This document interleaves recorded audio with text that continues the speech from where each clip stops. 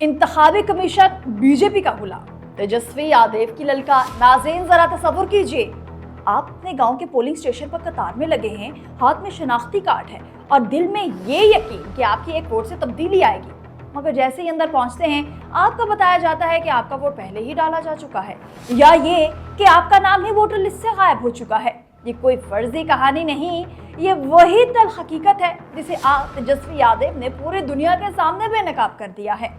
उन्होंने साफ साफ कहा है, इलेक्शन कमीशन अब बीजेपी का पार्टी सेल बन चुका है। अवाम के हक रायदही को लूटा जा रहा है। गांव-गांव में लोगों का एतमाद टूट चुका और कमीशन की साख मुकम्मल तौर पर खत्म हो चुकी। नाजरीन, कभी इलेक्शन कमीशन भारत की जमहूरियत की रीढ़ की हड्डी समझा जाता था, एक ऐसा इदारा जिसे सब फरीक गैर जानिबदार मानते थे, मगर आज वही कमीशन खुलेआम ही बीजेपी का आलाकार बन चुका है।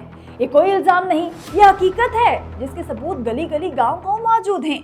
जाने इंदराज, वोटर्स के नाम गायब, ईवीएम की मशीनों पर खेल और पुलिस और इंतजामिया का दबाव, ये सब वो हथकंडे हैं जिनसे बीजेपी अपने नशिस्त और शिकस्त में जीत में बदलना चाहती है। सवाल ये है, आखिर ये सब क्यों? जवाब सीधा है, बीजेपी अब अवाम की हिमायत खो चुकी है। किसानों की तहरीक में दिल्ली के दरवाजे हिल चुके हैं, नौकरियां न मिलने पर नौजवान सड़कों पर हैं, महंगाई ने गरीब का चूल्हा बुझा दिया है। मगर इन मसाइल का हल देने की बजाय बीजेपी ने एक ही रास्ता अपनाया, वोट चोरी। यही वजह है कि आज बाहर की सड़कों पर अवाम चीख रहे हैं, वोट चोर सरकार, गद्दी छोड़। ये नारा महज सियासी बयान नहीं, ये इस अवाम की ललकार है जिसका हक छीना जा रहा है।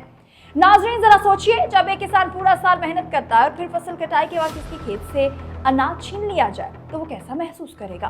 बिल्कुल यही हाल भारतीय अवाम का है। वो वोट देने जाते हैं मगर उनका हक पहले ही चुरा लिया जाता है। ये है मोदी सरकार की जमहूरियत, जहां अवाम की मर्जी नहीं, सिर्फ इख्तिदार की हवस चलती है।